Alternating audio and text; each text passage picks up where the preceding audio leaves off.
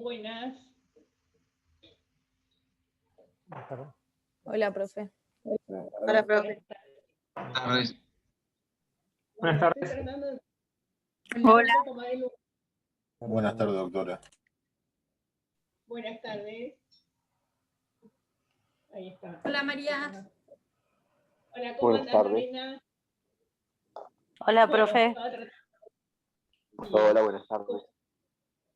Estaba tratando de ponerme un poco más de luz porque parece que estoy opaca.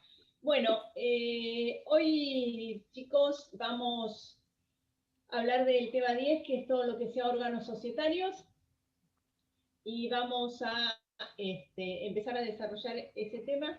La idea es la clase que vi, yo tengo que darles varios prácticos, entonces la idea sería la clase que viene, que yo les suba un video de alguna clase, seguramente le voy a subir grupos, y les voy a dar prácticos de estos temas que ya vimos. La clase que viene vemos qué dudas tenemos, y además manejamos el tema de los prácticos, así vamos terminando de afianzar todos estos conceptos que venimos desarrollando, ¿sí? Bien, entonces vamos a empezar a hablar de la clase de hoy, que es el tema de los órganos societarios. Yo este PowerPoint, como todas las clases, se las voy a subir al campus, así que no se preocupen en copiarlo exacto, sino que ustedes lo van a tener. Y vamos a empezar a hablar de los órganos societarios. Lo que sería esto del órgano societario sería todo el tema 10 que vamos a desarrollar, que sería toda la parte de la estructura de cómo funciona la sociedad de acuerdo a esos órganos societarios. Terminar de hablar de todo lo que sea administración y representación y el régimen del objeto social, capacidad, etcétera, que algo ya hablamos en la clase pasada.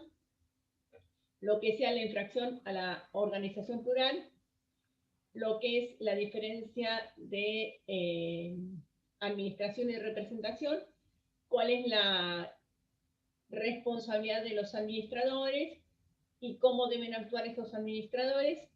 Y vamos después a hablar de cómo se designan esos administradores, cuál es el régimen de publicidad, y ahora vamos a hablar de la problemática de las reuniones a distancia de todos estos órganos sociales, que es una problemática que ha tenido mucha implicancia y mucha implicancia práctica, diría yo, en los últimos 6 meses, porque las sociedades salieron, y de hecho me tocó participar en varias, a realizar reuniones de los órganos societarios a distancia. Entonces, ¿qué dudas se plantean o qué problemas tenemos y cuál es la validez de esas reuniones de los órganos societarios a distancia? Eso es lo que vamos a desarrollar en la clase de hoy. Vamos a empezar. Lo primero que tenemos es esa estructura organizada que se acuerdan que nosotros vimos en la primera clase, en la segunda, que siempre venimos hablando que la sociedad se maneja con esa estructura organizada, que va a estar formada por, justamente se habla de esos 3 órganos, vamos a ver por qué hablamos de esos órganos societarios, y que esos órganos societarios que nosotros tenemos, que hacen en esa estructura organizada, son el órgano de administración, representación, el órgano de gobierno y el órgano de fiscalización.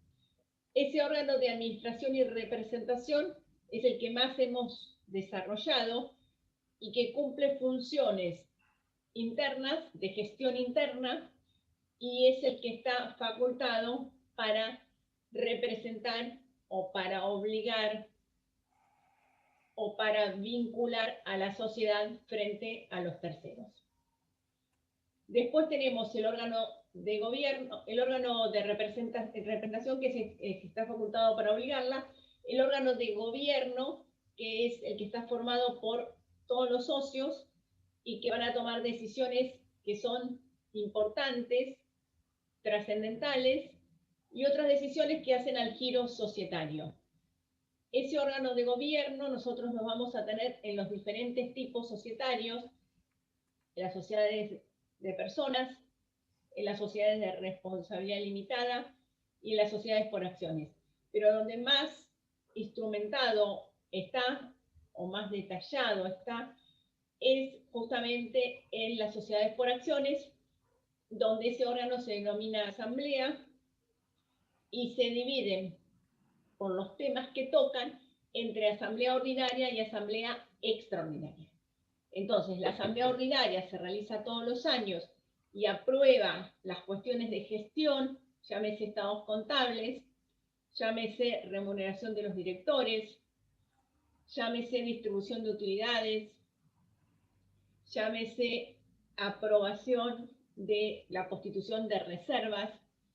Eso es propio de esas asambleas ordinarias. Y las extraordinarias toman temas importantes, trascendentales, que no se hacen siempre, y que algunos van a ir viendo ustedes en esta primer parte, que son, por ejemplo, transformación, fusión, escisión, cambio del objeto. Esos temas importantes, aumentos de capital, son propios de las asambleas extraordinarias. Y por último, tenemos ese órgano de fiscalización, que el órgano de fiscalización cumple una función de controlar ¿a quién? A los administradores, de ver que los administradores administren como corresponde. Esa es la función propia entonces del órgano de fiscalización. Todas las sociedades tienen esta estructura organizada. En las sociedades de parte de interés van a ver que es mucho más simple y en las sociedades anónimas es mucho más complejo. Pero esta estructura organizada la tenemos en todos los tipos societarios. Y vamos a respetarla con las funciones que cumplen cada uno y los sujetos que deben estar integrando cada uno de esos diferentes órganos. Decimos que entonces la decisión del órgano va a ser vinculante para la sociedad, ya sea el de administración, el de gobierno o el de fiscalización, si el sujeto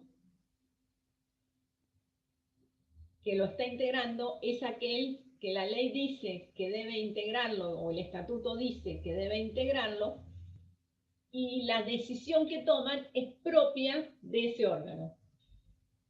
Yo siempre cuando hablo de este tema o cuando quiero hacer una referencia a este tema, lo ejemplifico con algo que ustedes ya vieron, que es la problemática de cómo funcionan los poderes en nuestra Constitución Nacional. Nosotros tenemos el Poder Legislativo, el Poder Judicial y el Poder Ejecutivo.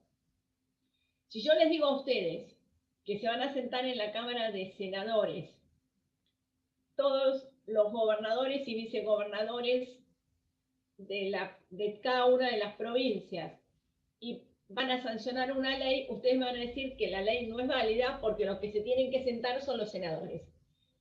Y si yo digo que al presidente de la República quiere sancionar una ley, ustedes van a decir que no es válida porque las leyes las tienen que sancionar la Cámara de Diputados y la Cámara de Senadores.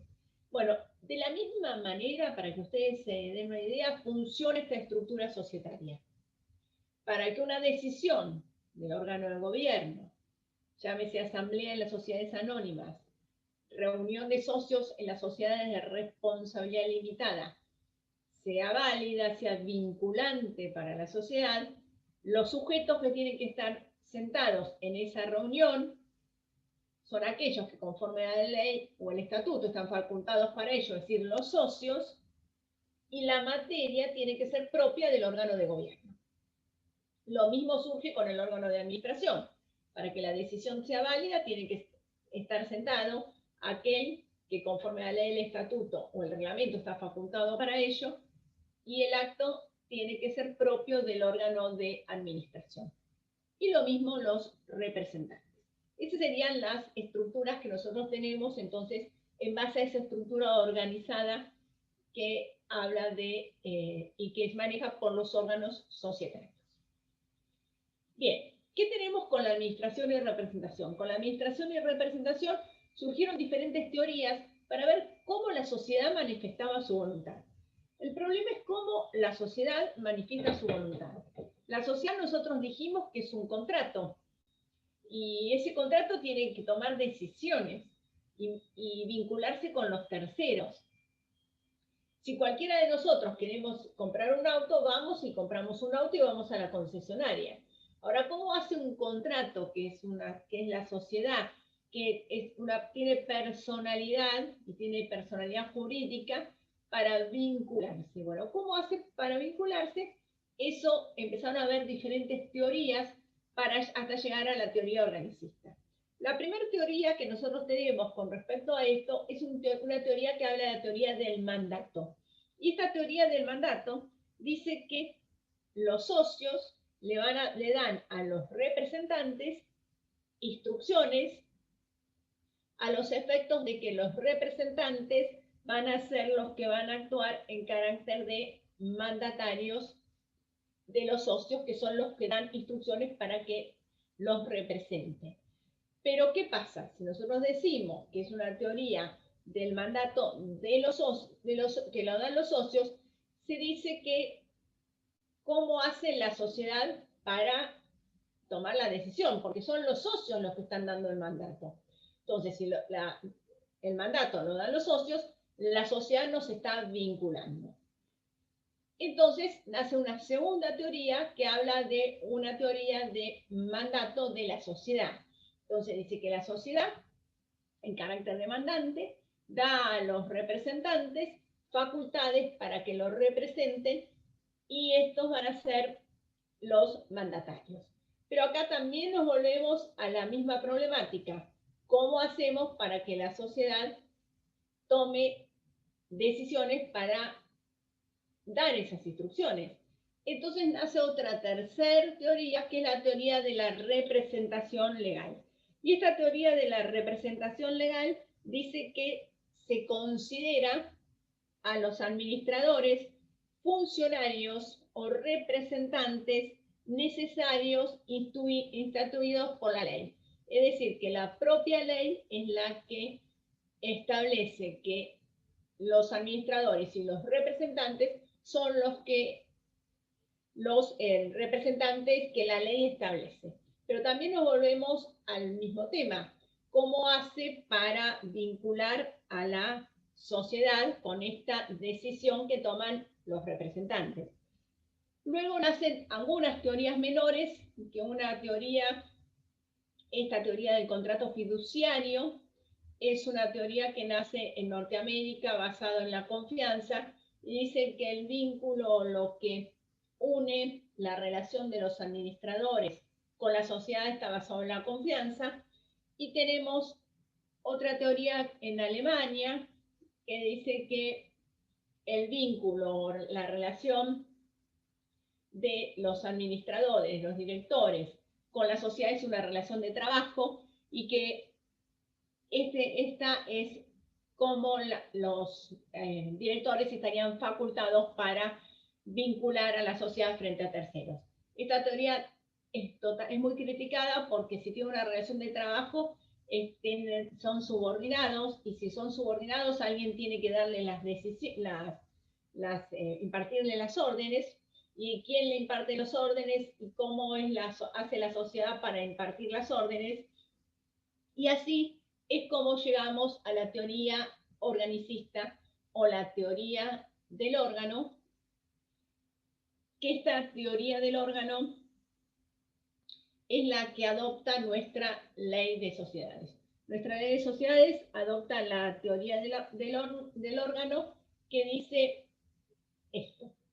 El que habla de este tema es Alperina y otros autores que también hablan de esta teoría del órgano, pero que dice que la sociedad es administrada por un órgano, cuyas funciones son desempeñadas por los socios o los terceros designados por ellos.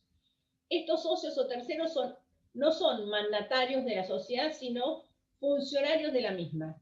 Y lo propio, lo esencial de esta teoría del órgano es que cuando actúan los directores, cuando actúan los gerentes, es la sociedad misma que actúa mediante estas personas humanas. Es decir, que no es que hay un vínculo de mandante y mandatario, no hay un vínculo de que te imparto órdenes, sino que la sociedad, como no puede actuar en forma directa, utiliza estas personas humanas que integran estos órganos, y es la propia sociedad la que está actuando cuando ese órgano va a representar a la sociedad. Ese director representa a la sociedad. Es la propia sociedad, no es que haya un vínculo, sino que es la sociedad la que actúa a través de estos órganos.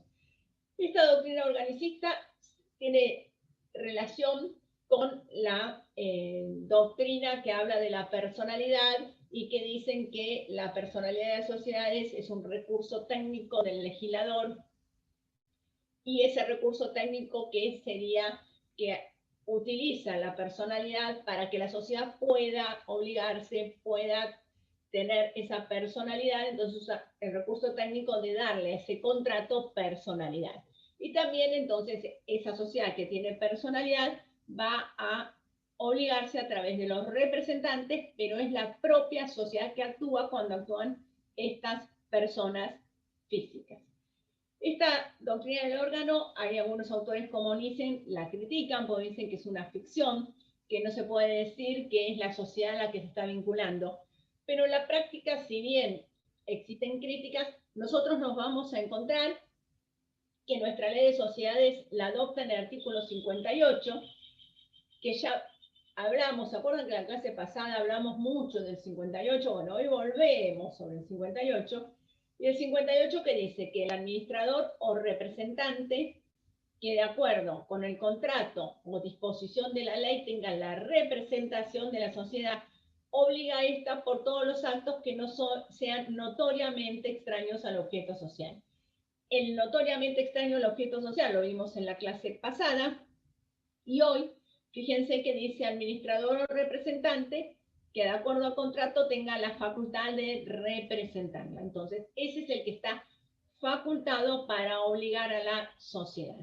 Y esto mismo nos lo vuelve a decir el Código Civil y Comercial cuando habla de la representación. Dice que la representación es orgánica cuando resulta del estatuto de una persona jurídica.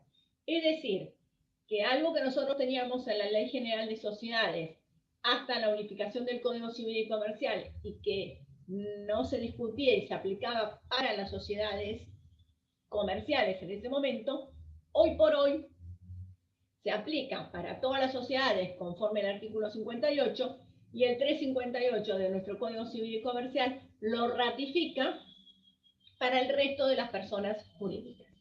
Que es esta la estructura orgánica que es la que nosotros tenemos vigente para justamente determinar cómo se vincula esa sociedad frente a los terceros.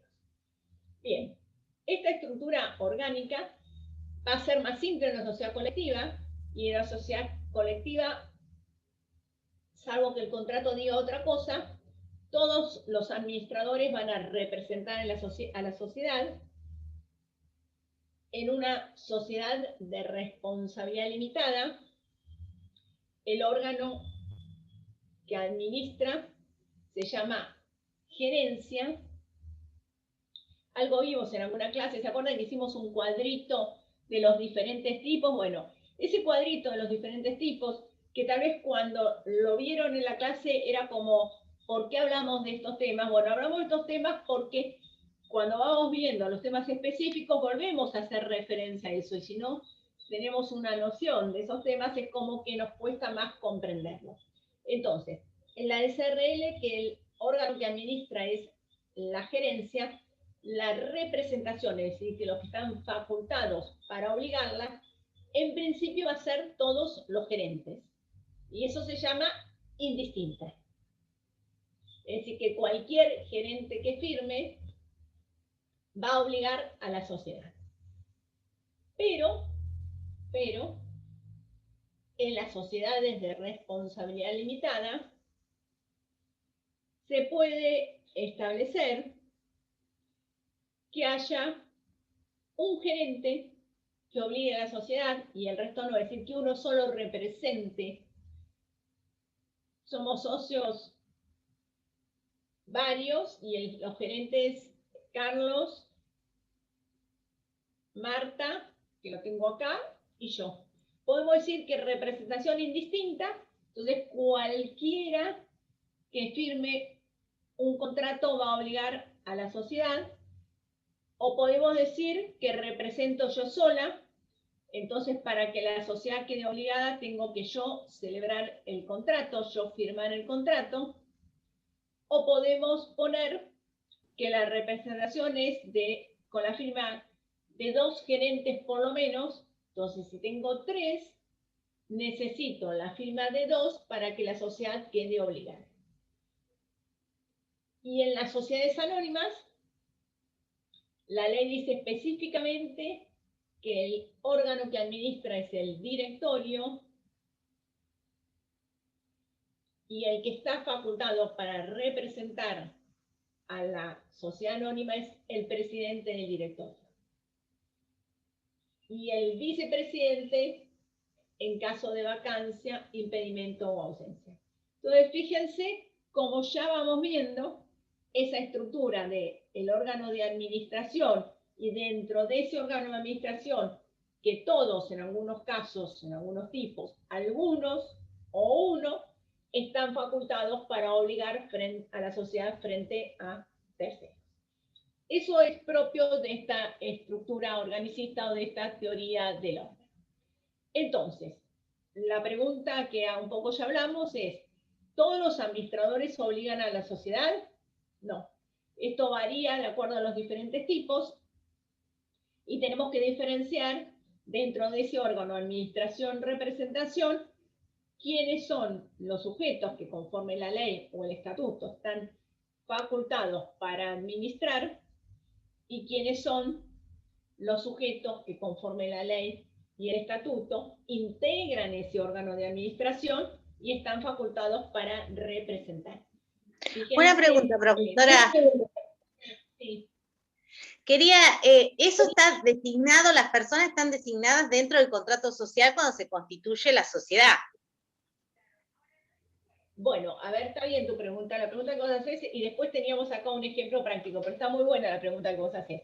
Cuando se constituye la sociedad, vamos al ejemplo de una anónima que es la más compleja, hacemos lo que se conoce un estatuto societario. El contrato societario se denomina estatuto.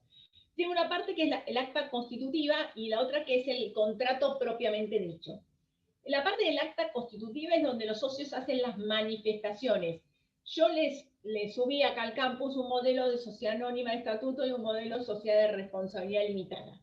Entonces, sí, en esa parte donde los socios hacen las manifestaciones, dicen que deciden constituir una sociedad, dicen qué es lo que van a aportar, dicen todos los datos de los socios, etcétera, y dicen que eligen el director y el director suplente o 3 directores, etcétera, en esa parte del acta constitutiva. Y después adoptan el contrato, ¿sí? Entonces, después, cuando yo cambio los administradores, no tengo que modificar el contrato. ¿Por qué? Porque me he quedado fuera de los artículos propios del contrato, quiénes son los administradores. Entonces, en el contrato constitutivo va a surgir quiénes son los administradores. Y después va a haber o una reunión de socios en la SRL o una asamblea en la sociedad anónima donde me van a elegir o de vuelta a los mismos administradores o unos nuevos. Entonces, cuando ustedes quieran ver si la sociedad queda obligada, ¿qué van a tener que hacer? Van a tener que mirar el contrato originario para ver cómo es la estructura de ese órgano de administración y de representación, que eso va a surgir de los artículos.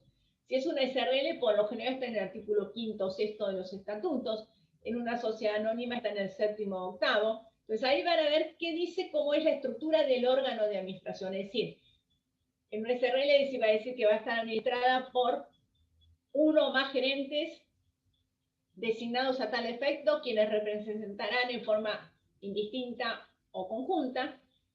Y si es una sociedad anónima, dirá que va a estar administrada por un directorio compuesto de 1 a 5 directores titulares e igual o menor número de suplentes que designará la asamblea. Solo va a decir el contrato. El artículo del contrato dice eso. Y después, en la parte del acta constitutiva, van a decir qué sujeto, qué persona humana van a estar designando como administrador, como director en la sociedad anónima y como gerente en la sociedad de responsabilidad limitada.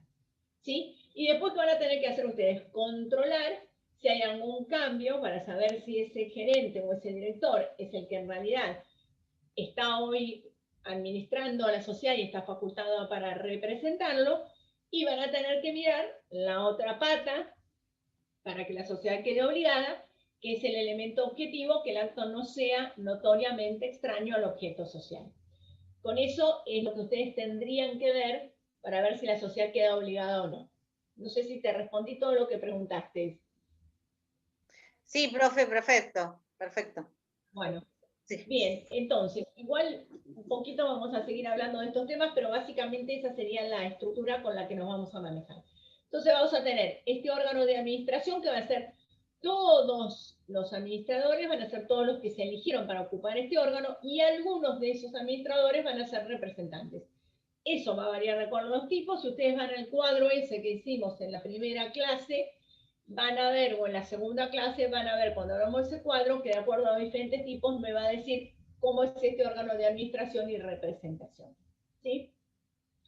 Para que la sociedad quede obligada, ¿qué tenemos que tener? Tenemos que tener, ¿se acuerdan? Esos dos elementos, que era el elemento objetivo y el elemento subjetivo. El elemento objetivo es que el acto no sea notoriamente extraño al objeto social. Y el elemento subjetivo va a ser que aquel que celebre el acto sea el que, conforme la ley, el estatuto o el reglamento, está facultado para representar a la sociedad. Si ese es el que firma, la sociedad va a quedar obligada. Si sean esos dos elementos, en el órgano de administración, representación, pero cuando hablemos del órgano de asamblea, el acto, la decisión que tomen tiene que ser propia de la asamblea, y los sujetos, las personas físicas que van a estar sentadas, van a tener que ser los accionistas, los socios. ¿Sí? Si se sienta alguien que no es accionista o no es socio, la decisión que están tomando no va a vincular a la sociedad. ¿Sí? Bien, ejemplos, que era un poco lo que me preguntaste vos. Tenemos una sociedad anónima, tiene un estatuto social, tengo que tener el acta de asamblea, y en el caso de las sociedades anónimas, además, esto lo van a ver bien en la parte especial, para que la sociedad pueda obligarse frente a terceros, se requiere un acta de directorio, es decir, que ese órgano, porque es la estructura más compleja que nosotros tenemos, la de las sociedades anónimas, ese órgano de directorio, que va a estar integrado por socios o no elegidos en la asamblea, ¿qué va a pasar? Van a tener que reunirse para decidir y autorizar a comprar un auto, a vender una casa, etc. O sea, van a tener que tomar una decisión ese directorio. Tiene que haber un acta de directorio para que la decisión sea válida. Bien. ¿Cuándo entonces obligan los representantes? Esto, fíjense que nosotros ya hablamos del artículo 58, que dijimos entonces que esos representantes van a obligar en tanto en cuanto el acto no sea notoriamente extraño al objeto social. Se dan las dos patas, elemento subjetivo y elemento objetivo, entonces la sociedad va a quedar obligada.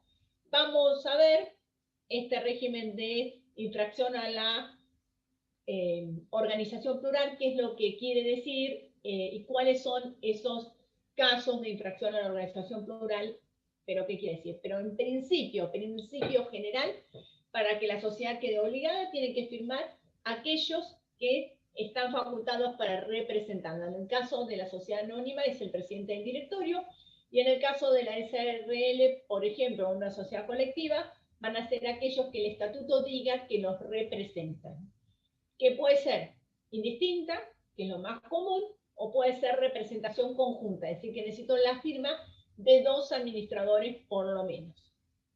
Eso lo tienen que mirar en el contrato. Ustedes siempre que van a contratar y de otro lado de una sociedad, tienen que mirar esos elementos. Por eso es tan importante que esta parte la comprendamos, aunque el derecho societario no me interese. Yo me voy a dedicar a ejecutar pagarés.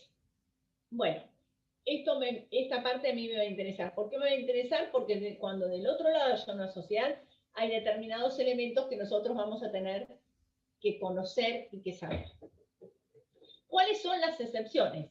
Las excepciones son al régimen de representación plural, es decir, cuando la sociedad aunque no firmen los dos representantes, que tienen que firmar los dos conjuntos porque el contrato lo dice, para que la sociedad quede obligada y firma uno solo, la sociedad igualmente quede obligada, son estas excepciones al régimen de representación plural, que son títulos valores, contratos entre ausentes, contratos de adhesión y contratos mediante formularios. Esas serían las excepciones. Hay una regla mnemotécnica que se llama FABA, ¿sí? Títulos valores, contratos entre ausentes, contratos mediante formularios y contratos de adhesión. Bien, entonces, títulos valores. ¿Qué es lo que pasa con respecto a los títulos valores? Los títulos valores serían un cheque, un pagaré, una letra de cambio. Ustedes no los vieron, nos van a ver el cuatrimestre que viene en concursal, cuando vean concursal y cambiario. O no sé si en el plan nuevo está separado, pero cuando vean cambiario los van a ver. El caso más común de los títulos valores es un pagaré. El pagaré es un instrumento que tiene un formalismo determinado y que lo va a firmar el presidente del directorio. Estos pagarés, para que la sociedad quede obligada, tiene que firmarlo el representante, en una sociedad anónima el presidente del directorio, y además tienen que tener un sello aclaratorio que dice José García, presidente de la Chauchita S.A. Entonces, si lo firma, la sociedad va a quedar obligada. Ahora, cuando yo tengo un contrato que diga que tienen que representar dos administradores y firma uno solo, la sociedad queda igual obligada en el caso que haya suscrito un pagaré. ¿Por qué? Porque como circulan, el tercero no puede saber y controlar si efectivamente firmaron todos los que tendrían que hacerlo. Entonces, por eso, aún en infracción a la representación plural, ese acto vincula a la sociedad. Sería el caso de una SRL, que tengo dos administradores, dos gerentes, que dice el contrato societario que van a representar en forma conjunta, y en vez de firmar los dos gerentes, Ernesto y María, firma Ernesto solo un pagaré. En ese caso la sociedad queda obligada, aunque estamos en infracción a la representación plural. ¿Por qué? Porque firmó un solo gerente y es una excepción por la cual la sociedad igual queda obligada. El otro supuesto es contratos entre ausentes, porque el legislador considera que hay distancia entre el tercero contratante, que no va a poder conocer cuál es el contrato porque no están en el mismo lugar. Los otros supuestos son los contratos de adhesión por haber sido redactados por la sociedad, y el tercero lo que viene es adherirse a ese contrato y que crea la sociedad una apariencia de regularidad de esos contratos de adhesión. Después tenemos los contratos mediante formulario, que es el típico contrato que son redactados por la sociedad en un formulario, que uno lo que hace es llenar las partes específicas y no analiza todo el resto de la documentación. Entonces, en esos casos, en protección justamente de los terceros, la sociedad igual queda obligada, aunque sea en infracción a esa representación plural. ¿Sí? Salvo cuando el tercero tuviese conocimiento efectivo de que el acto se celebra en infracción a la representación plural. Yo soy el tercero, voy a contratar con una sociedad de responsabilidad limitada. Sé que hay dos gerentes y que el estatuto dice que para que la sociedad quede obligada tienen que firmar los dos, pero ¿qué hago? Recibo un pagaré con la firma de uno solo. El contrato dice que tienen representación conjunta y yo recibo el pagaré con la firma de uno solo. En ese caso, si yo no sé que tienen representación conjunta, la sociedad queda obligada. Ahora, si yo actúo de mala fe como tercero y sé que tienen representación conjunta, en ese caso la sociedad no queda obligada. ¿Sí? Doctora, perdón, ¿le puedo hacer una consulta? Sí. ¿Es en los 4 casos o solamente en el caso de los títulos valores, la buena fe del tercero? No, en todos los casos. En todos los casos. Sí.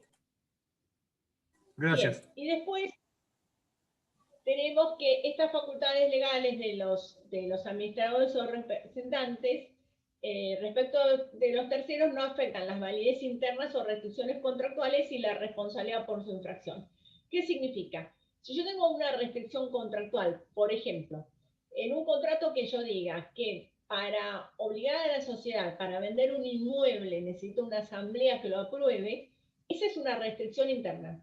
Es un problema de responsabilidad entre los administradores y la sociedad. Es decir, que si yo tengo una cláusula en un contrato que digo que para poder vender un inmueble necesito una asamblea y se vende el inmueble sin la asamblea que lo aprueba, eso es una restricción interna que no afecta la validez del acto frente a los terceros. Que frente a los terceros el acto igual va a seguir siendo válido. ¿Sí? Y también nosotros nos vamos a encontrar que si se celebra un acto, que el acto es o notoriamente extraño al objeto social o no lo celebran aquellos que tienen que celebrarlo, nosotros decimos que la sociedad no queda obligada. La ley dice que no queda obligada. ¿Y quién se obliga? Se obliga en forma personal aquel que suscribió el acto. El que se está obligando frente a los terceros es aquel que suscribió el acto. Entonces, este tema de la representación para ustedes es esencial y para cualquiera que va a contratar con una sociedad, porque es determinante saber si yo le voy a alquilar mi departamento a una sociedad que tiene un patrimonio importantísimo, o en realidad, como el acto es notoriamente extraño al objeto social, o no lo celebra el representante que conforme la ley o el estatuto está facultado para eso, la sociedad no se obliga y se obliga en forma personal el que celebró el acto. Entonces es importante que nosotros eso lo analicemos. ¿Cómo lo analizan? Mirando el estatuto. Mirando si hay alguna asamblea que modificó el órgano de administración. ¿Sí? Entonces, si en el estatuto es propio del objeto, no es notoriamente extraño al objeto.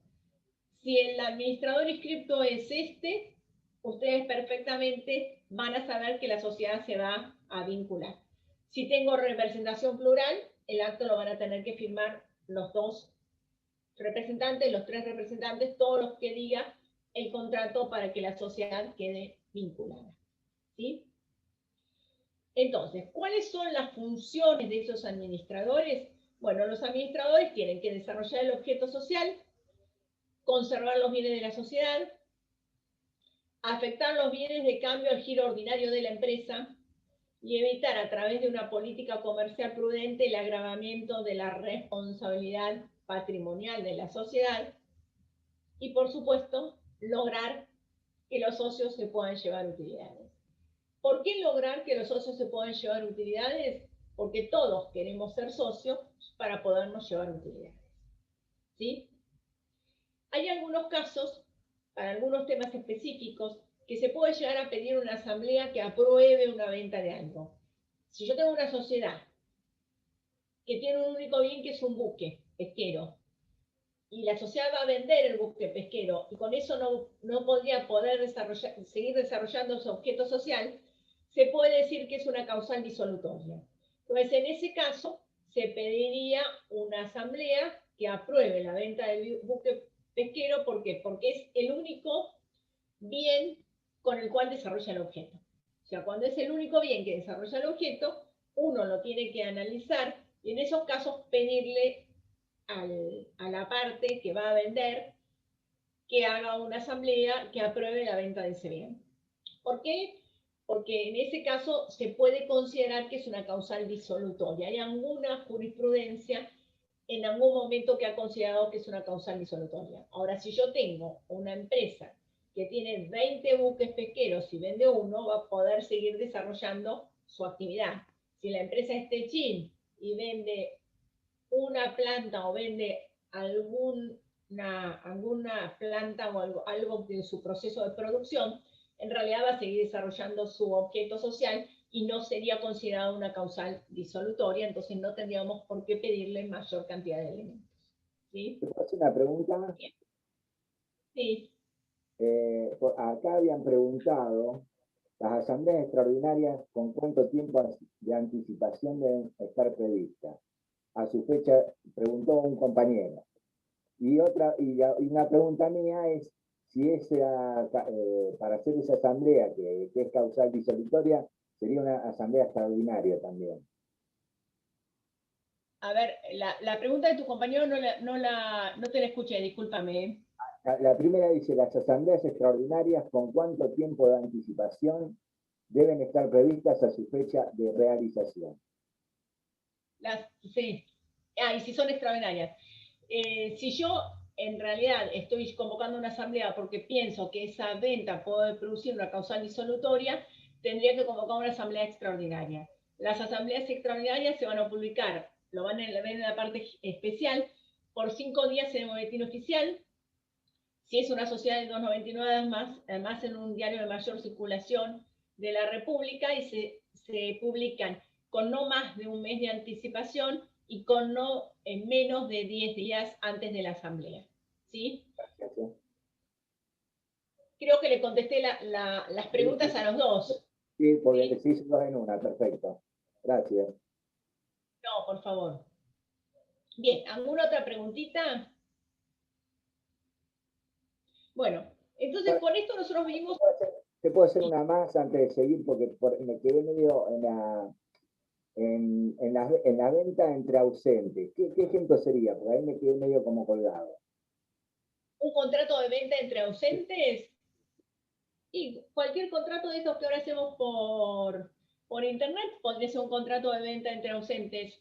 Antes era un contrato que yo hacía por correo, iba y venía, pero ahora yo celebro un contrato por internet y es un contrato entre ausentes. Todos estos contratos electrónicos que hacemos nosotros serían entre ausentes. Entran mucho mayor cantidad. Cada vez, antes era como impensable. Los más comunes eran los de formularios, tal vez, pero ahora esto de entre ausentes yo creo que es lo que más problemas vamos a empezar a tener, porque la vorágine de toda este tema de informática, cada vez vamos a tener más problemas de cosas contractuales o contratos por internet, y esos contratos por internet son los que van a empezar a surgir también esta problemática. Bueno, gracias. Sí. No, por favor. ¿Alguna otra preguntita? ¿Una consulta, María? Sí. Antes de avanzar. No tengo cámara, perdón. Pero quería consultarte.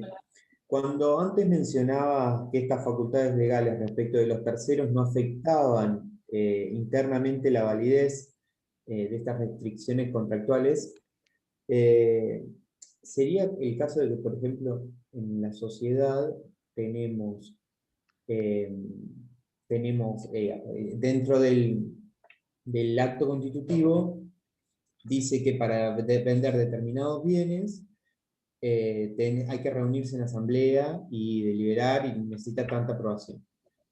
Y el representante de la sociedad va y los vende igual y no realiza la asamblea. El acto entonces sería válido, pero internamente sería responsable el representante. ¿Así es o lo interprete mal? Exacto. Sería el representante haciendo una acción de responsabilidad. Las cláusulas más comunes que yo he puesto y que veo, yo tuve más de 20 años en jurídicas, es decir, que he visto muchísimos contratos porque dictaminé muchísimos contratos. Las cláusulas más comunes que se ponen son o limitación para la transmisibilidad de inmuebles o para hipotecar. Que para eso los administradores necesitan el consentimiento de la asamblea. Esas serían las más comunes. ¿Sí? Gracias, María. Quería saber si lo había interpretado bien. Bueno, vamos a empezar entonces con la responsabilidad. Es decir, tenemos ese órgano que administra y ese órgano que administra a ver cómo va a responder. ¿Por qué? Porque ese órgano que administra está manejando el dinero ajeno. ¿Qué dinero está manejando? El dinero de la sociedad, que a la postre, o en definitiva, es el dinero de los socios. Todos esos administradores, de alguna manera, tienen responsabilidad y de alguna manera tienen que rendir cuentas de su gestión o cómo hacen su gestión. Bueno, ahí es el régimen de responsabilidad que nosotros tenemos de estos administradores que administran bienes ajenos. Si nosotros le damos un poder a alguien, habrá un régimen de responsabilidad de acuerdo al Código Civil y Comercial. Bueno, ahora nosotros tenemos administradores societarios que se rigen por estas normas orgánicas, que administran los bienes ajenos porque administran los bienes de la sociedad y que en la sociedad además están formados estos bienes por los aportes que hicieron los socios. Bueno, ¿cuál es ese régimen de responsabilidad? Lo primero que nos preguntamos cuando hablamos de responsabilidad o del régimen de responsabilidad societario es si existe un régimen de responsabilidad societario diferente al régimen de responsabilidad del Código Civil y Comercial. Y sobre esto ya Carlos Odriozola en el año 1981 hablaba de este tema y decía que aunque es innegable que existe un régimen de responsabilidad societario, porque nosotros tenemos un régimen propio en nuestra ley de sociedades, este régimen societario tiene sólidas raíces que nos vienen del derecho común. Decía Odriozola, hoy decimos que esas raíces las tenemos insertadas en nuestro Código Civil y Comercial. Yo creo que si yo les pregunto a ustedes cuál sería un régimen de responsabilidad de los administradores societarios, van a poner uno que se adecuaría a nuestro régimen del Código Civil y Comercial, y les aseguro que ese régimen del Código Civil y Comercial no varía en lo esencial de lo que es el régimen de responsabilidad de nuestra ley de sociedades. ¿Por qué digo lo esencial? Porque los lineamientos básicos del Código Civil y Comercial son los mismos lineamientos que nosotros tenemos en nuestra ley de sociedades. Lo único que hay es adecuada esos lineamientos a las particularidades propias de nuestra ley de sociedades. Pero cuando hablamos del régimen de responsabilidad, hablamos mucho más que del régimen de responsabilidad de los administradores societarios.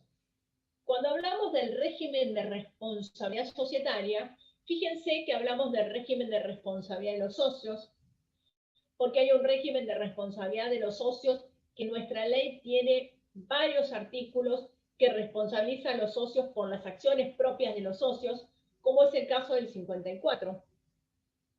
Hablamos del régimen de responsabilidad de los administradores inscriptos, pero también de los administradores de facto.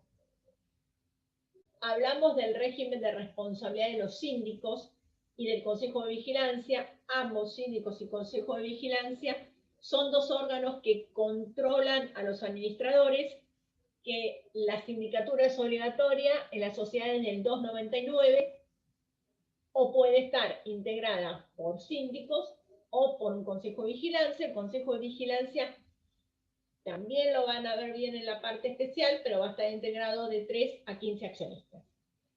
Vamos a hablar también, cuando hablamos de la responsabilidad, del régimen de responsabilidad de los controlantes. Hablamos en el 54 apartado tercero del régimen de responsabilidad de los controlantes. Cuando hablamos del régimen de responsabilidad, también vamos a hablar del régimen de responsabilidad de los grupos societarios. Y también vamos a hablar del régimen de responsabilidad de los conjuntos económicos permanentes. Es decir, que no hablamos del régimen de responsabilidad de los administradores como si fuesen una isla. Ese régimen general de responsabilidad que nos viene del derecho civil y comercial, que reserva nuestra ley para los administradores, también lo reserva en normas específicas para los síndicos, para el Consejo de Vigilancia, para los controlantes, para los socios, etc. Pero las raíces del régimen de responsabilidad para todos estos es nuestro Código Civil y Comercial. ¿Sí? Bien.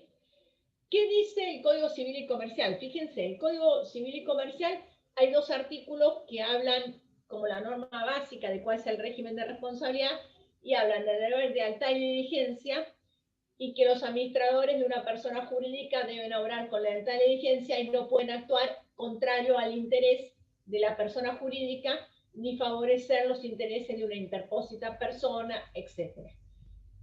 Principio esencial: lealtad y diligencia. Buena fe, y tenemos que actuar diligentemente, tenemos que actuar eficazmente, eficientemente. No podemos actuar de manera desplicente porque estamos manejando bienes ajenos. Y también, con respecto a esta responsabilidad de los administradores, dice que responden en forma ilimitada y solidaria frente a la persona jurídica, sus miembros y los terceros por los daños causados por su culpa en ejercicio, en ocasión de sus funciones por acción o omisión. Y van a ver que esto que nos dice el 159 y el 160 es lo que nos dice el 59 de nuestra Ley General de Sociedades. ¿Sí? ¿Qué dice el 59? Fíjense, los administradores y los representantes de la sociedad deben obrar con la lealtad y diligencia de un buen hombre de negocios. Lealtad y diligencia, que era lo mismo que nos decía el artículo 159, que nos hablaba de lealtad y diligencia. Lo que se nos agrega el artículo 59 es que nos habla de un buen hombre de negocios. Entonces ahí ya nos está diciendo un poco más y nos está mandando a los artículos 1724 y 1725 de nuestro Código Civil y Comercial, que son los derogados artículos 502 del Código Civil y el artículo 902 de nuestro Código Civil, que ya vamos a ver qué dicen. Y dice, los que faltan a sus obligaciones son responsables en forma ilimitada y solidaria, lo mismo que nos estaba diciendo el artículo 160, por los daños y perjuicios que resultaren de su acción o omisión, que es lo mismo que nos dice el artículo 160, que nos van a decir, habla de los daños y perjuicios que resulten de la acción o omisión, o también agrega en el ejercicio o en ocasión de sus funciones. Es decir, que a nosotros el 160 nos agrega en ejercicio u ocasión de sus funciones. No solamente acción o omisión, sino cumpliendo sus funciones, y sería lo que nos estaría agregando este Código Civil y Comercial en el artículo 160. ¿Qué nos dice el 1724 y el 1725? El 1724 habla de los factores subjetivos y dice que estos administradores van a responder cuando obren con culpa o dolo, que la culpa consiste en la omisión de la diligencia debida según la naturaleza de la obligación y las circunstancias de las personas, el tiempo y lugar, o la impericia en el arte o la profesión, y el dolo se configura por la producción de un daño de manera intencional o manifiesta. Fíjense que el artículo 59 me dice que responden en forma ilimitada y solidaria a los administradores y que deben obrar como un buen hombre de negocios. Es decir, que como deben obrar como un buen hombre de negocios, me está diciendo que tienen que actuar de una manera mejor que un ciudadano cualquiera, es decir, que tendrían que actuar de una forma que no sea culposa, que no, teniendo en cuenta las circunstancias de las personas, del tiempo, el lugar, no negligentemente, y fíjense que el Código Civil y Comercial en el 1724 nos dice que comprende la culpa, la imprudencia, la negligencia y la impericia en el arte o profesión. Y a su vez, el 1724 nos habla del dolo. En el artículo 59 de nuestra Ley de Sociedades solamente tenemos que van a responder si no obran como un buen hombre de negocios. Si nosotros vamos al 274, que habla específicamente de la responsabilidad de los administradores, de los directores societarios, en el 274 dice que van a responder conforme el 59 y además por dolo, abuso de facultades o culpa grave. Es decir que en el 274 nos habla del dolo y el abuso de facultades. Acá hay todo, que vamos a ver en la parte especial, toda una dicotomía si es más severo o no el 59 que el 274, o qué quiere decir el legislador cuando introduce estas nociones en el 274. Pero los términos del artículo 59 incorporan esta noción de culpa y esta noción de que dolo, es decir, que si el administrador obra con culpa o dolo va a responder, y también incorpora el artículo 59 de nuestra Ley de Sociedades, el 1725, que da este derogado 902, que habla que cuanto mayor sea el deber de obrar con prudencia y pleno conocimiento de las cosas, mayor es la diligencia exigible a la gente. ¿Por qué? Porque si yo administro los bienes ajenos, tengo que actuar como un hombre de negocios y tendría que tener mayor exigencia, mayor control, mayor cuidado que alguien que no está administrando los bienes ajenos. Básicamente, para poner un ejemplo, yo les diría que no se les puede pretender exigirle la misma pericia en su actuar a un paisano que está en el medio del campo y alguien se quiebra una pata y le tienen que hacer un torniquete porque si no se va en sangre, que alguien que está en una clínica de fracturas, que tiene un quirófano perfecto y que tienen que operar o tienen que hacer que una persona no se vaya en sangre porque efectivamente se quebró una pata. O sea, no es lo mismo. Bueno, acá en el derecho societario no es lo mismo. El administrador societario está administrando bienes ajenos, tiene mayor conocimiento de las cosas, tiene que actuar con mayor diligencia, ¿sí? ¿Por qué? Porque tiene mayor cantidad de responsabilidad, tendría que tener mayor conocimientos, tendría que tener mayor previsibilidad de las circunstancias que se van a dar, y ese sería el régimen de responsabilidad societaria. Es decir, que el régimen de responsabilidad societaria tiene que actuar con la lealtad y diligencia de un hombre de negocios, teniendo en cuenta la naturaleza de la obligación, las circunstancias de la persona, el tiempo, el lugar, la Argentina, aquí, ahora, etcétera, pero con profesionalidad y exigencia, y como tienen conocimiento y como están trabajando y designados para administrar una sociedad, tienen que tener más conocimientos que el hombre común y van a responder con mucho más exigencia que el hombre común, justamente porque están administrando estos bienes.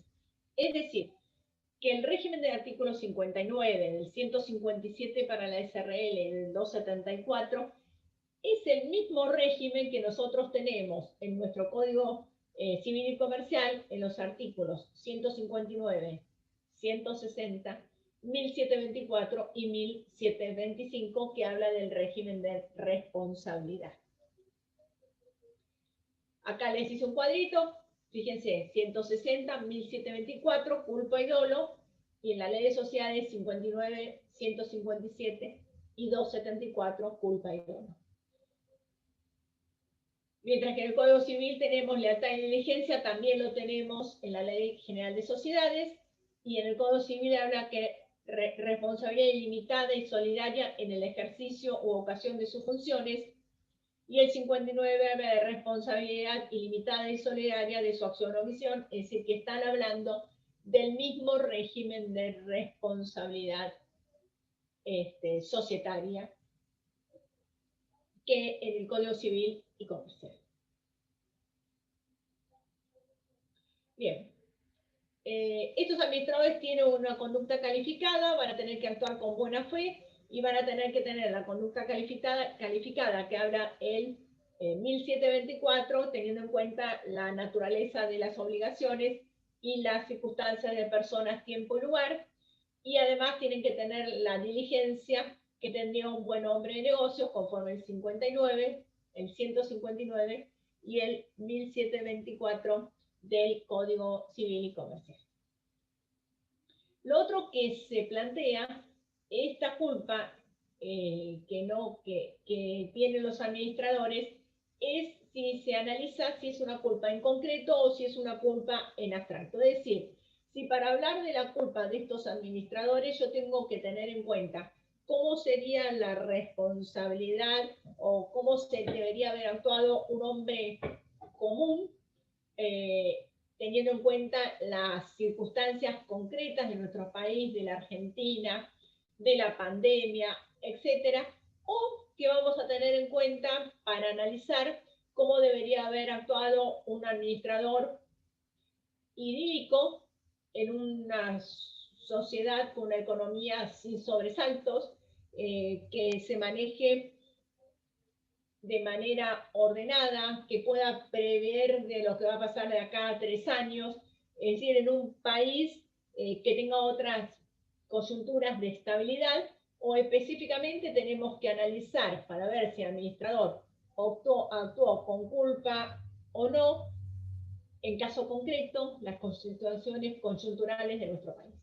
Con respecto a esto, Rivera nos dice que para analizar la culpa de los administradores se tiene que tener ver la culpa en abstracto, o sea, de un administrador ideal, en un país idílico, en una sociedad sin problemas. La mayoría de la doctrina, entre los que se Ronald Odriozola, dice que para analizar si un administrador actuó con culpa o no, hay que tener en cuenta las circunstancias concretas de tiempo, de lugar, de las personas, de lo que pasó en ese país en ese momento, de los problemas que podría haber no previsto, que se podrían haber producido y que se produjeron. Entonces, tiene que ser la culpa en concreto. La mayoría de la doctrina analiza la culpa de los administradores teniendo en cuenta las circunstancias, las personas, tiempo y lugar.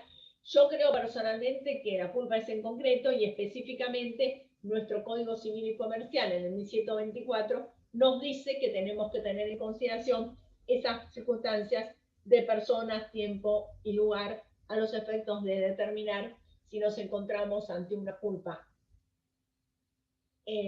o no de un actuar culposo o no de los administradores. Y efectivamente, teniendo en cuenta esos elementos, vamos a estar terminando de determinar que la responsabilidad en nuestra ley de sociedades con respecto a los administradores, al analizar la culpa, sería la culpa en concreto, no en abstracto, como dice Rivera. Bien, culpa o dolo, la culpa sería que no actúe con la diligencia debida y el dolo sería que actúe de manera intencional o con manifiesta indiferencia por los intereses ajenos. En nuestra ley de sociedades, el administrador va a responder porque actuó por culpa o con dolo, es decir, que no solamente va a responder cuando actuó con dolo, sino por culpa, es decir, que este segundo supuesto de 1724 queda subsumido en los supuestos de culpa, porque en realidad es todavía más grave. La única dicotomía se plantea con respecto al 274, que habla de dolo y culpa grave, y en los términos del artículo 59 que remite, que hay todas diferencias doctrinarias, 2 o 3 que vamos a ver específicamente en la parte especial cuando hablemos de este tema. ¿Sí? Ahora, para que haya responsabilidad, tiene que haber una conducta antijurídica. Una consulta, doctora. Sí. ¿Cómo le va? En el contexto de pandemia que estamos viviendo y en este país que usted recién hablaba de la responsabilidad y la culpa, es muy difícil porque la responsabilidad de los administradores, los que tienen a cargo una empresa con un marco de 30 o 40% de inflación, seguramente toman medidas económicas que tal vez no son buenas para la sociedad, pero porque cambió la situación económica. En este caso se debería tener en cuenta, o lo que usted dice claramente, en concreto, la teoría de la responsabilidad, ¿verdad? Yo creo que, a ver, por eso pienso yo, la mayoría de la doctrina habla de responsabilidad en concreto. Hay toda una problemática, ¿por qué? Porque se dice que si se exige mucho a los administradores, nadie va a querer ser administrador. Claro. De hecho, ahora vamos a ver que hay supuestos, como la parte de las sociedades anónimas, que todos, por ser administrador, voy a responder en forma ilimitada y solidaria, porque alguien administró mal o se tomó una decisión buena y se ejecutó mal. ¿Sí? Claro. Entonces hay todo un problema. Pero yo creo que, y en eso es mi forma de pensar, ¿no? Yo creo que si bien al que actúa mal hay que responsabilizarlo, porque el que actúa mal perjudica al empleado porque tuvo un empleado en negro y ese pobre persona no se puede jubilar, no tiene obra social, etcétera, porque perjudica al fisco porque no le pagó los impuestos que corresponde. O sea, el que actúa mal hay que responsabilizarlo, pero hay que analizar las circunstancias en concretas. No puede ser mago el administrador. El administrador es verdad que tiene mayor capacidad que alguien que no es administrador, como soy yo, que soy abogado, o como pueden ser ustedes el día de mañana que van a ser abogados. Es verdad que tiene mayor capacidad que alguien que terminó 5º año y está preparado y ha hecho trading para eso. Pero por eso tenemos que exigirle más, como un buen hombre de negocios, exigirle mayor pericia, mayor cuidado, pero de acuerdo a las circunstancias de nuestro país. ¿Quién puede pensar que vamos a vivir una circunstancia de pandemia ¿O quién puede pensar que en una realidad económica, que tenemos una economía así estable, de golpe y porrazo en nuestro país salta y tenemos un peligro inflacionario? Entonces, bueno, eso lo tiene que analizar el juez. Claro. Para mí no cabe ninguna duda que esos temas hay que analizarlos, sí. Muchas gracias, doctora. No, por favor. Bueno, y con respecto a cómo es la responsabilidad, esta responsabilidad que nosotros tenemos, que es un supuesto de responsabilidad subjetiva, o sea que vamos a tener una responsabilidad teniendo en cuenta la calidad del sujeto, las facultades que tiene el sujeto, etc. Para que esa responsabilidad tienen que darse los elementos que tiene que haber en todo supuesto de responsabilidad, que lo tienen que haber visto cuando vieron obligaciones, que se los digo de vuelta acá, pero no suma nada a lo que ustedes ya vieron. Para que yo responsabilice a un administrador tiene que haber una conducta antijurídica. Esa conducta antijurídica tiene que haber un resultado perjudicial o dañoso para la sociedad, y la causa por la cual la sociedad sufrió un perjuicio es la conducta antijurídica de los administradores. ¿Por qué? Porque si hay una conducta antijurídica, hay un perjuicio para la sociedad, pero la causa del perjuicio de la sociedad no es la conducta antijurídica, sino empiezan a haber lo que se dice otras concausas, es decir, otros elementos que hacen que la sociedad tenga el perjuicio y no justamente la conducta antijurídica del administrador, no va a haber responsabilidad. Es decir, que para que haya responsabilidad tiene que haber una conducta antijurídica del administrador, un resultado perjudicial o dañoso, un perjuicio para la sociedad, y la causa de ese perjuicio para la sociedad tiene que ser esa conducta antijurídica del administrador. Si le dan esos elementos, vamos a tener responsabilidad. ¿Qué tema de responsabilidad tenemos? El 274, ¿qué artículos? Acá básicamente para que vean cómo funciona. 274 que habla de la responsabilidad de los directores que responden en forma ilimitada y solidaria, es decir, todos los directores por los daños producidos en los términos del artículo 59 por dolo, culpa grave o abuso de sus funciones y que hayan producido estos administradores. Pero fíjense que en 274 es propio del método colegial.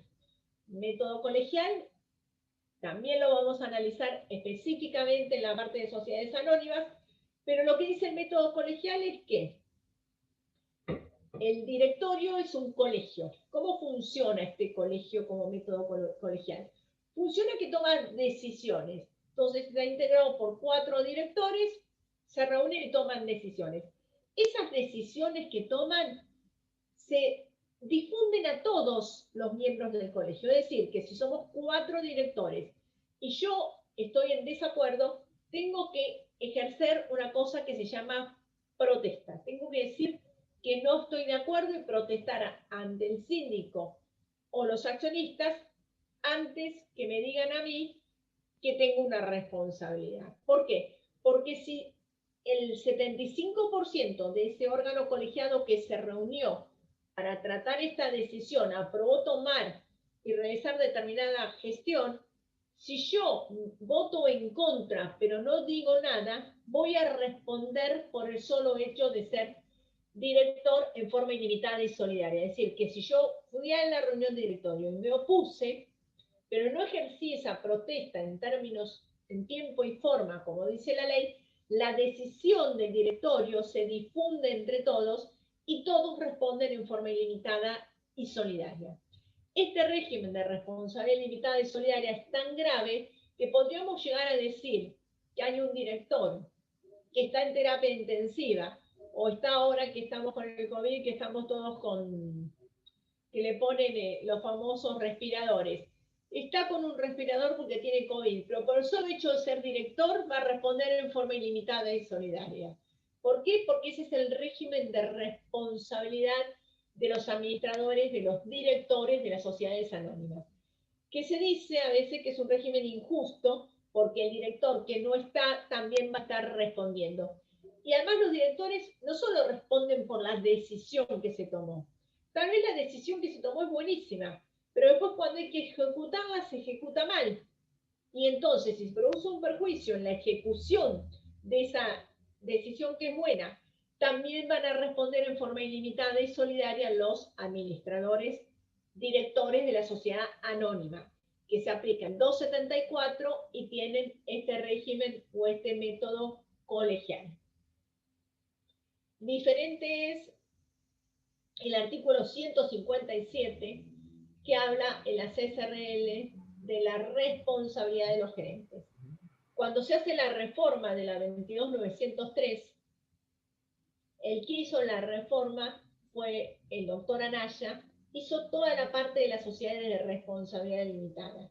Y Anaya modificó justamente el 157 y dice que se puede establecer funciones a los gerentes.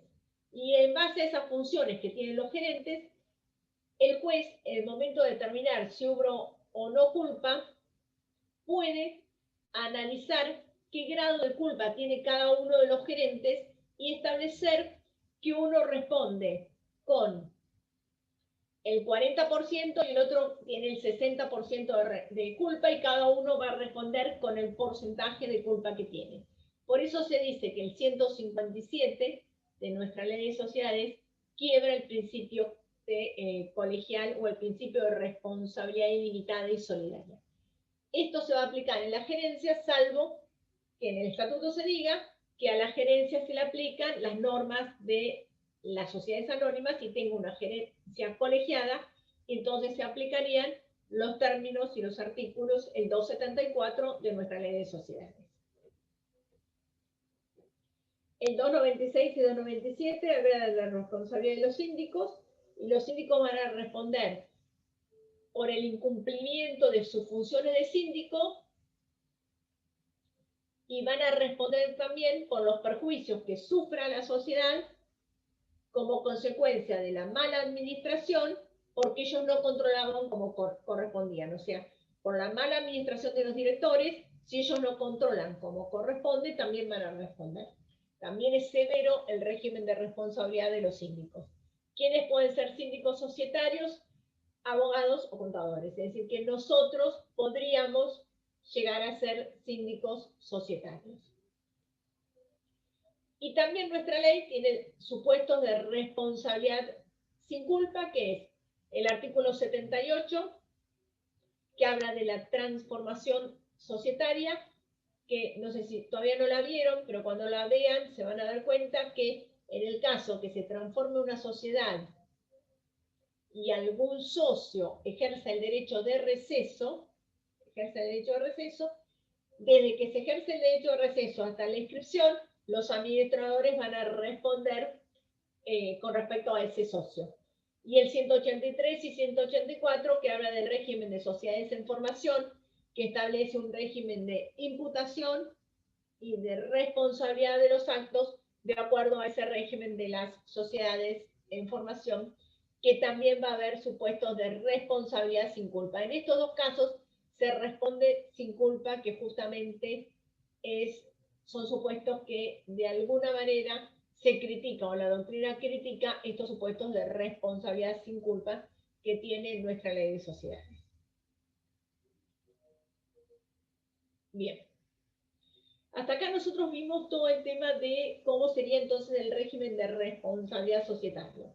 Es decir, que el régimen de responsabilidad societario, vamos a ver que tienen que obrar con la lealtad y diligencia de un buen hombre de negocios, que van a responder en forma ilimitada y solidaria por los perjuicios causados y los daños que produzcan a la sociedad, y que esto que dice el artículo 59, que establece el 157 para la gerencia de la SRL y el 274 para el directorio de la sociedad anónima, se ve reforzado por las normas de nuestro Código Civil y Comercial, el artículo 159, que habla de lealtad y diligencia también de los administradores y que no pueden actuar en interés contrario de la persona jurídica.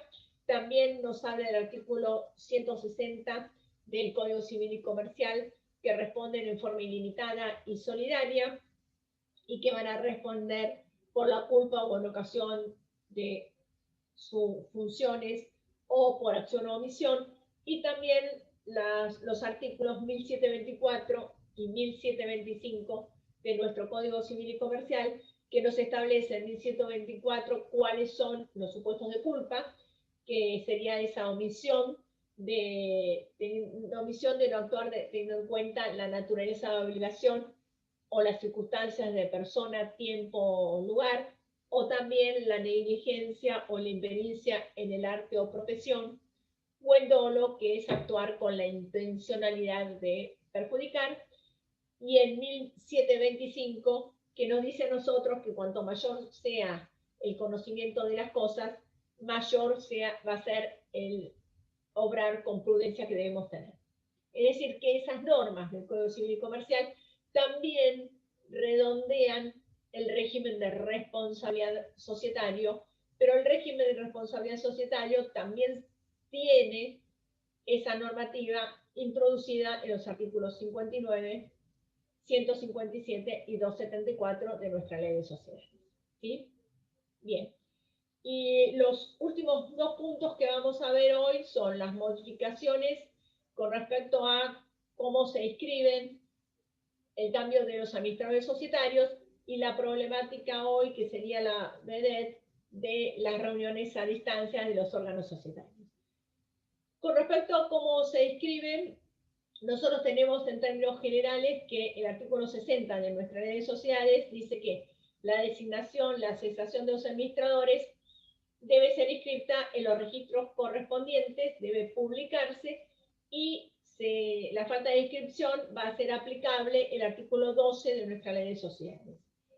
Y el 157 de nuestro Código Civil y Comercial también establece que cualquier modificación del estatuto de una persona jurídica, y en este caso cuando hablamos de una modificación del estatuto, también quedarían introducidos el cambio de autoridades, porque si bien no modifico el estatuto, estoy cambiando o designando nuevos directores, nuevos gerentes, va a producir efectos desde su otorgamiento, y si requiere inscripción es oponible a terceros a partir de esta, excepto que el tercero lo conozca. Esto que nos dice el 157 es un tema importante. ¿Por qué? Porque en realidad nos viene a completar lo que el artículo 12 de nuestra Ley General de Sociedades en cierta forma decía de alguna manera, pero con una redacción muy confusa.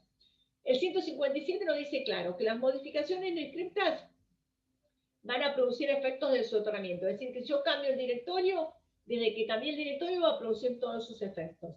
Pero si requiero inscribir, lo que sería el caso de las sociedades anónimas, va a producir efectos a partir de la inscripción, salvo que el tercero la conozca. Es decir, que si el tercero sabe que yo cambié los administradores, ese cambio de administradores va a producir efectos al tercero por el conocimiento que el tercero tenía de ese cambio de los administradores. Bien, fíjense, ¿se acuerdan que el artículo 60 nos remite, dice que lo tengo que escribir, y nos remite al artículo 12? El artículo 12 en nuestra Ley de Sociedades, con una redacción pésima, nos habla de las modificaciones no inscriptas y dice que las modificaciones no inscriptas regularmente obligan a los socios otorgantes. Es decir, que no cabe ninguna duda que son oponibles para los socios presentes. Con respecto a los ausentes, el artículo 12 no dice nada, pero si yo voy al 233 de nuestra Ley de Sociedades, el 233 dice que las modificaciones, las decisiones tomadas en la Asamblea son vinculantes para todos los socios desde la clausura de la Asamblea.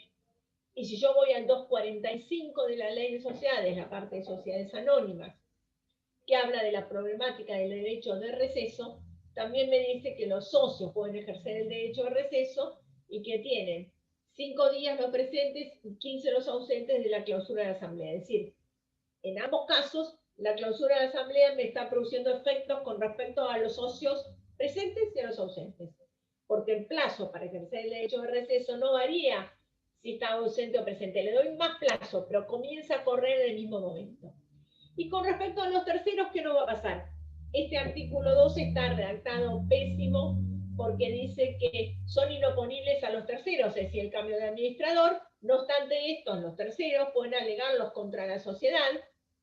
Hasta ahí vamos bastante bien, porque como la inscripción produce efectos con respecto a terceros, es integrativa, y el tercero se supone que todos los terceros conocen lo que está inscrito en los organismos del Contralor. ¿Por qué? Porque se hizo la publicación correspondiente y se inscribió, y si yo soy tercero, para saber qué es lo que vincula o no la sociedad y voy a contratar, puedo mirar el organismo del Contralor, es más, tengo la facultad, y yo diría que tengo el deber de hacerlo, entonces cualquier modificación que está inscripta va a producir efectos. Ahora, si no está inscripta, ¿qué va a pasar con los terceros?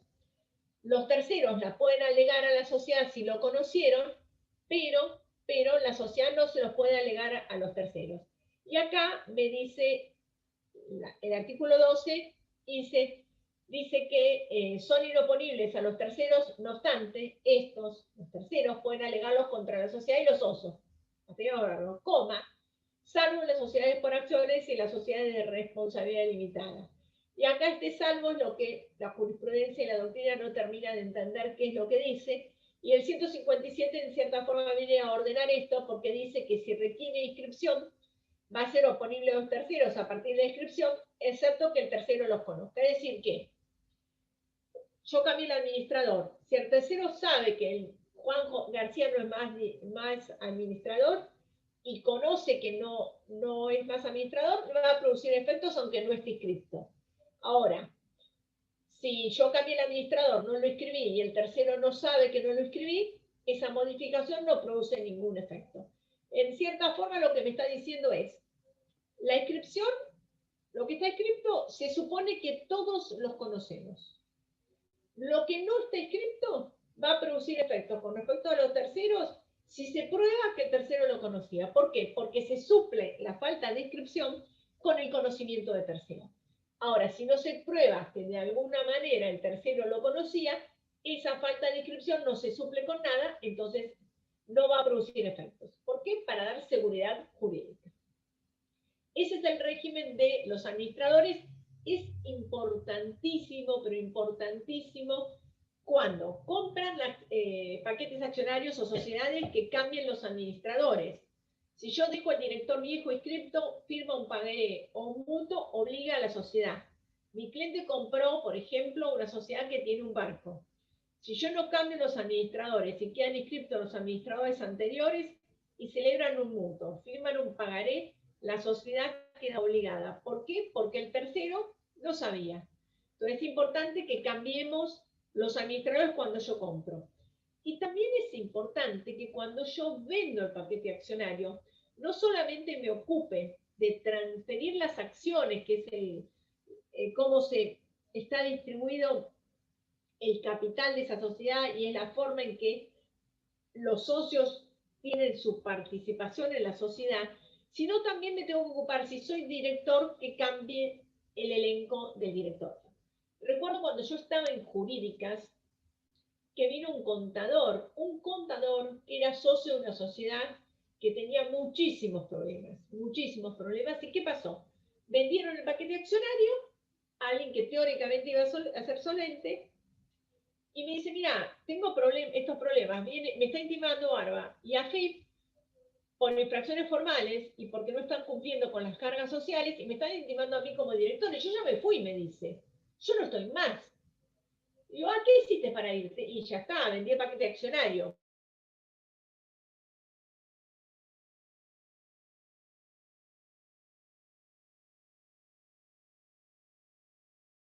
Me dice, no, a ver, ¿no entendés, María?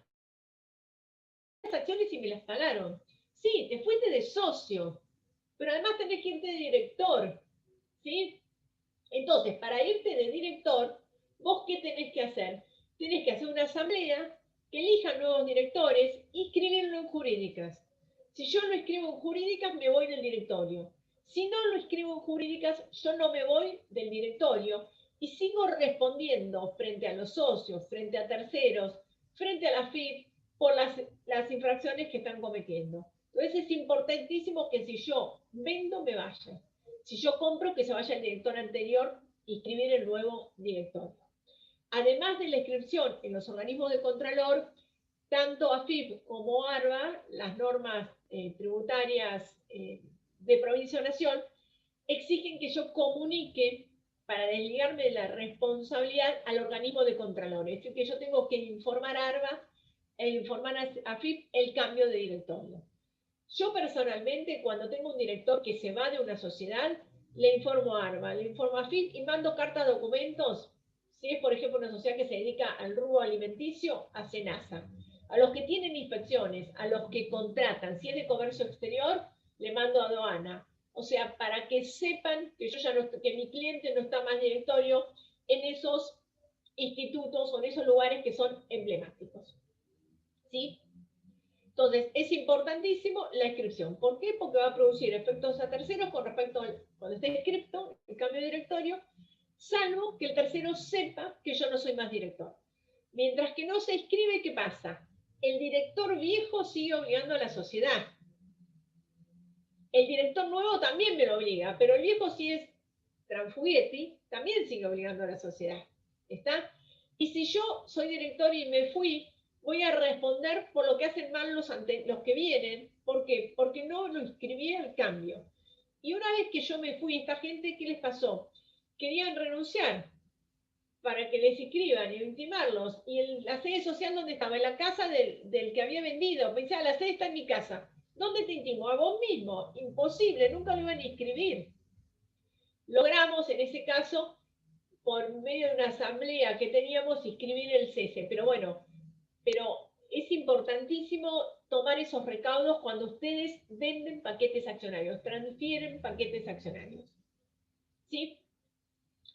Y después tenemos estos dos temas, que es que el artículo 158 permite que las asambleas se autoconvoquen. Ustedes me preguntaban cómo se convocan las asambleas. El órgano que convoca la asamblea es el directorio. Se discutía mucho si la asamblea se podía autoconvocar, es decir, realizarse sin convocatoria de directorio. En realidad, se pueden tomar decisiones sin publicación de edictos, sin convocar por edictos, si son unánimes. Lo vamos a ver bien en la parte especial, pero unánime es que todos los accionistas están presentes y todos votan de la misma manera. Entonces, si yo tengo una asamblea unánime, puedo tomar decisiones sin publicación de edictos. Lo que se discutía es si, además de sin la publicación de los edictos, yo puedo tomar decisiones sin que el órgano de administración, el directorio, convoque a asamblea. La Inspección General de Justicia no lo aceptaba y en provincia siempre se aceptó.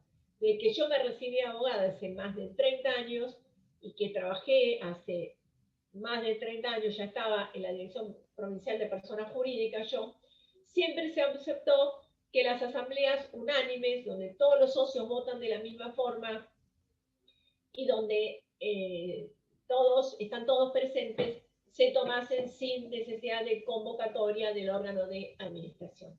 Específicamente, el Código Civil y Comercial admite que el órgano de gobierno, de administración y de fiscalización se puedan autoconvocar, ¿sí? Es decir, lo establece específicamente para deliberar sin necesidad de citación previa del órgano de administración, siempre que concurran todos y el temario a tratar sea aprobado por unanimidad. Ese es un tema que se soluciona con el Código Civil y Comercial. Y el último tema que vamos a ver es las reuniones a distancia. Reuniones a distancia, que es un tema riquísimo. Todas las empresas multinacionales tienen directores en la Argentina y directores en Alemania, en Francia, en Estados Unidos. Entonces, el problema es cómo toman las decisiones del directorio si no están todos en el mismo lugar. En la práctica, las decisiones las tomaban reuniéndose mediante telellamadas, teleconferencias, etcétera, pero no tenían el soporte papel, no estaba instrumentado cómo lo podían hacer. Hoy por hoy, el Código Civil y Comercial, el artículo 158, admite que el estatuto puede prever que el órgano de gobierno, de administración y representación se reúna mediante reuniones a distancia, siempre y cuando todos los que deban participar al acto lo consientan y puedan participar en una asamblea o reunión del órgano de gobierno utilizando medios que le permitan a los participantes comunicarse simultáneamente entre ellos. Esa acta debe ser suscripta por el presidente y otro administrador y además debe guardarse en las constancias y el medio utilizado. Eso es lo que dice básicamente nuestro Código Civil y Comercial.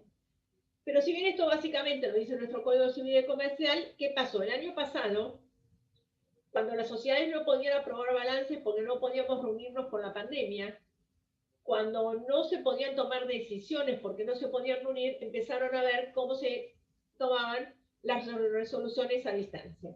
Y así sacó dos resoluciones. Una, la Inspección General de Justicia para las sociedades que se inscriben en capital, y otra, la Dirección Provincial de Personas Jurídicas para las que se inscriben en provincia. La IGJ para la de capital sacó esta resolución que es la 11 del 2020, que dice cómo regula, cuál es el régimen o cómo tiene que estar previsto en el estatuto la posibilidad de las reuniones de los órganos de administración y de gobierno a distancia. Es decir, que dice que el estatuto lo puede prever, siempre que sea de libre accesibilidad a todos los participantes, que exista la posibilidad de que se reúnan mediante plataformas que tengan video y audio juntas. Eso hoy no, ese problema no lo tenemos, todos tenemos Zoom.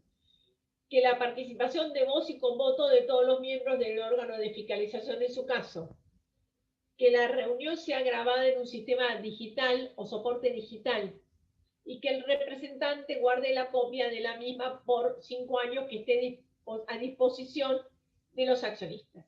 Y que cuando se comunique por vía legal, es decir, que cuando yo establezca cuál va a ser la forma de la asamblea, en vez de decir que se va a hacer en la sede social, pongo que se va a hacer mediante la plataforma Zoom y D-Time. Eso se puede establecer específicamente.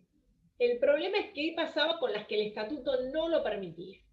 Con los que el estatuto no lo permitía, la resolución 11 del 2020 dice que mientras que esté en vigencia el decreto de necesidad de urgencia 297 del 2020 y todas las prórrogas, se va a admitir las reuniones a distancia del órgano de administración, gobierno, de sociedades, asociaciones civiles y fundaciones, siempre que se utilicen mediante medios digitales, aunque el estatuto no lo esté previsto. Es decir, que se podrían en la EGJ realizar para fundaciones, asociaciones civiles y sociedades reuniones a distancia, mientras que tengamos la imposibilidad de reunirnos como consecuencia del COVID.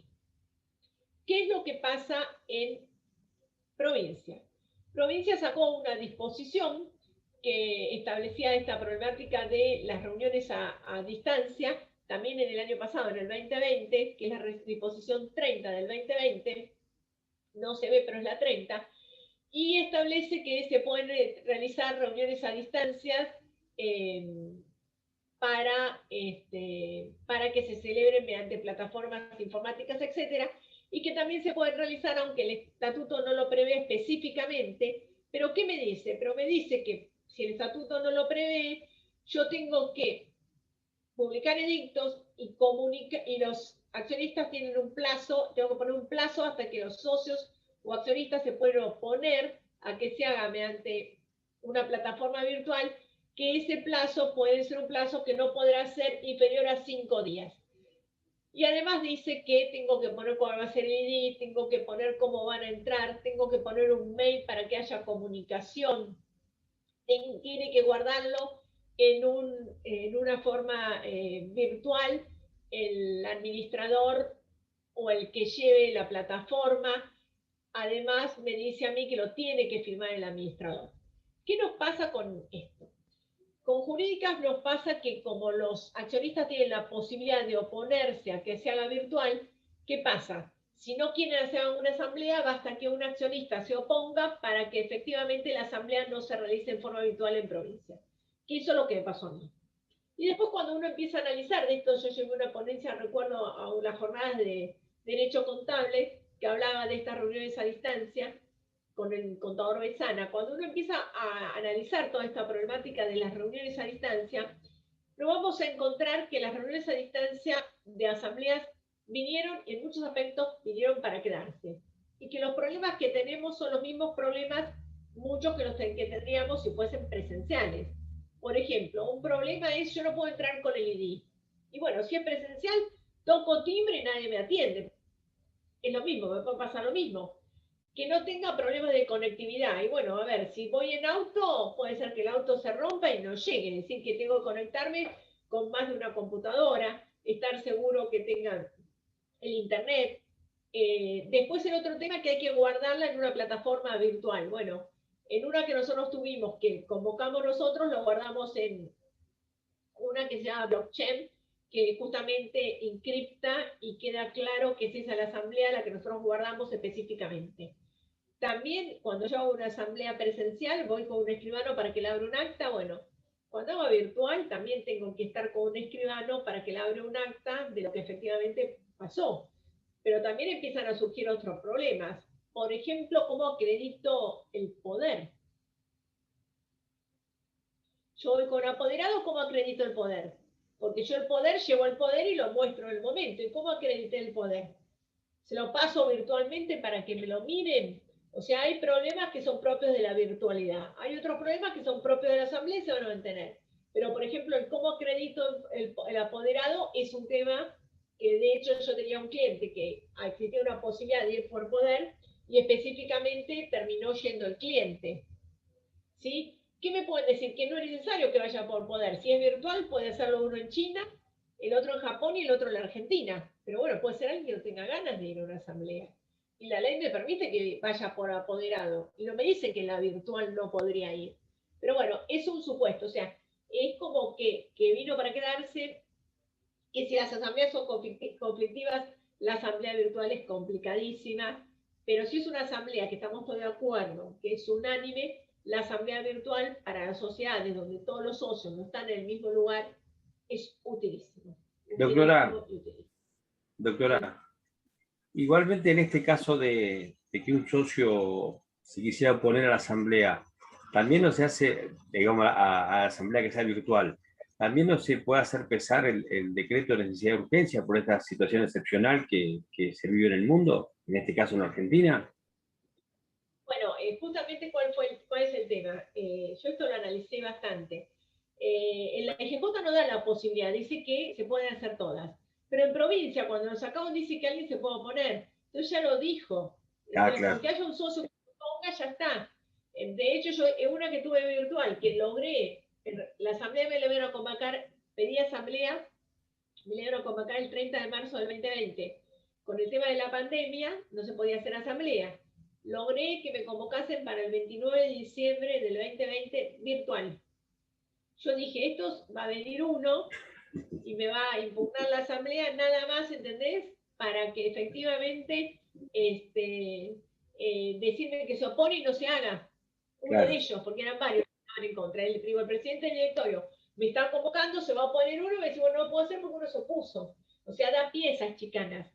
Esto lo vamos a ver bien cuando veamos el tema del conflicto societario, todas las chicanas que se hacen en el conflicto societario. Bueno, las asambleas virtuales da pie a más chicanas. Esa es la realidad.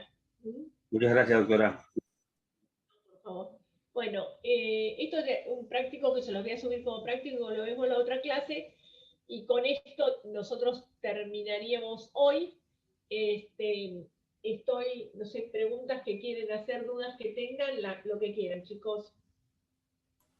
Profe, hay una pregunta en el chat, ¿querés que te la lea? Ay, sí, dale, porque yo no sé cómo entran a los chats, chicos, ustedes. A ver, acá. Dice ahí abajo chat, no sé si aparece de la misma forma. Dale.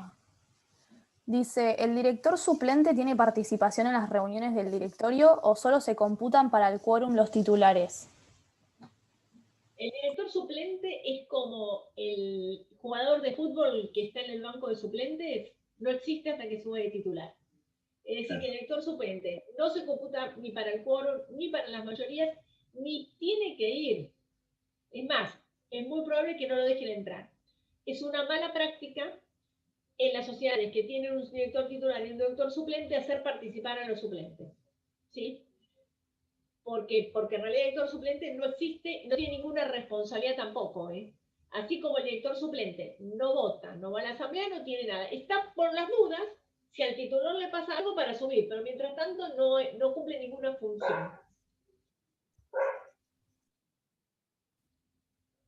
Bien, ¿qué otra cosita? No, otra pregunta no tengo. Bueno, entonces, chicos, para ordenarnos, yo ahora le voy a subir los prácticos le voy a subir el de objeto, el de inoponibilidad y este práctico. Y la clase que viene vemos esos prácticos, le voy a subir la clase de grupos y vemos las dudas que tengamos de esa clase. Pero así avanzamos con ¿cómo se llama? Con los prácticos también, ¿sí? Perfecto. Muchas gracias, doctora. Gracias, profe. Gracias, María. Nos vemos con ese criterio. Chao, chicos. Gracias, hasta buenas luego. tardes. Chao, María, hasta luego. Chao, chao. Hasta luego. Muchas gracias.